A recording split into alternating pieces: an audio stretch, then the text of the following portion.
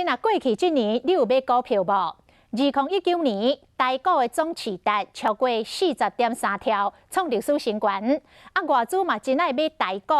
讲去年2019年外资买上多是电子股甲金融股。啊，那今年2020年上行的股票是 AI、人工智慧甲5G 的概念股。看过几片安尼红拍拍，2019年台股是超级旺的，总市值超过40.3条，创历史的新高。外资嘛非常爱台股。最主要的还是一些全指股啦。2019年真正在外资心目中最耀眼的明星就是台积电。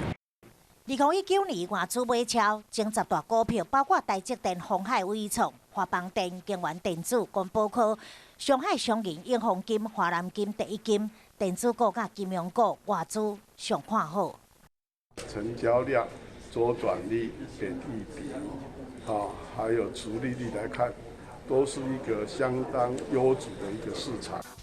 另外，分析师嘛认为，2020年 AI 概念股甲5G 的概念股是台股两大焦点，但是投资人嘛得爱注意国际情势变化，分散投资风险。